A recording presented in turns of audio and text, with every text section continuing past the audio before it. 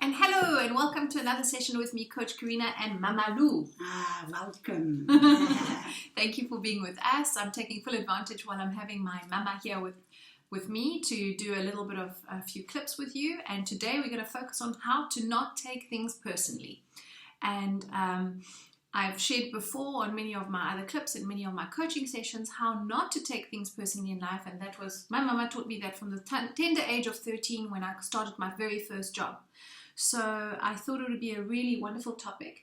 Also, seeing that one of my group coaching sessions that I had recently virtually, one person said to me, this is a very difficult one and he wishes to work on not taking things personally. So Mama Lou, what do you suggest for us about not taking things personally? I think it's always to remember that most of the time when people come at you and they aggress you outright, outright come up with aggression, then you have to keep reminding yourself, this is not my stuff, this is this person's things coming up. So it's important because we immediately take it so personally that we become unable to think. Yeah, but sometimes they evoke some emotions in us, like family. How do you not take things personally when your own mother or father or mother-in-law? That is exactly the key. It's because you start taking it personally because it's like a wound that somebody has already done. So you are now functioning and operating and responding from that wound.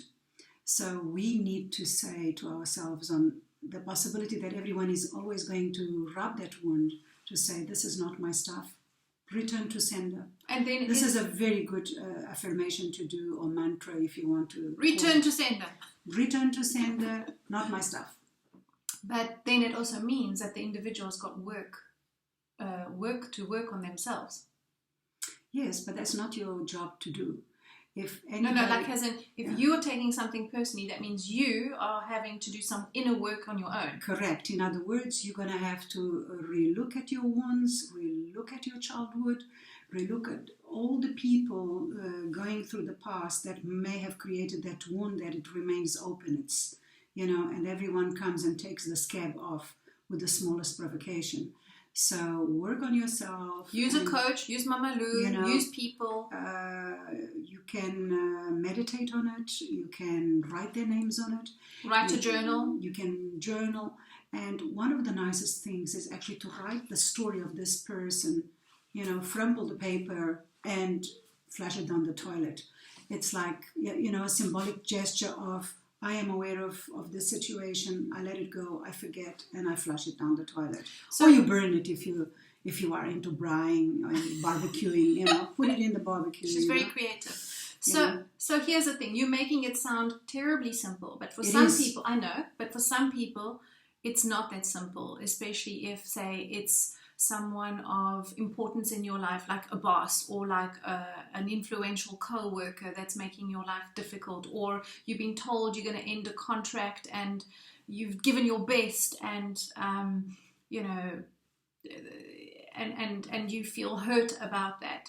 It's still not personal. If you feel that you've done your best and you're still going to be on that list, you must understand there is sometimes priorities within a company that do not include the individual. So again, it is not personal. It is never personal. And of course, we make it personal.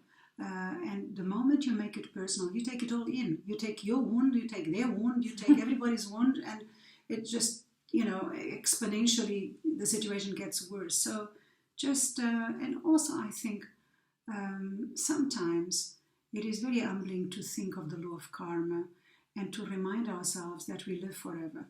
And so if we live forever, all through the duration of a lifetime, you're going to encounter people that are probably doing to you what you've already done to them. Okay, remember, in a business world, we can't really say these things. But maybe that is maybe not so much a true written in stone any longer, because people have to understand the law of karma, not just the moment, an eye for an eye and a tooth for a tooth. It is over lifetimes. Karma is forever.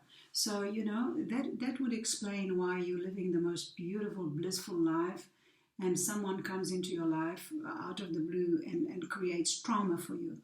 So we have to understand that as well. And you know what? Go with the flow and keep reminding yourself that everything comes to pass. For me, that is the most powerful reminder to keep. Everything comes to pass. Everything, everyone, every situation, Everything. good, bad, indifferent, nothing lasts forever. I think you said it so well. I think we'll leave it at that, and hopefully that left you with a lovely golden nugget. So thank you for watching, and hope this served you well. Thank you.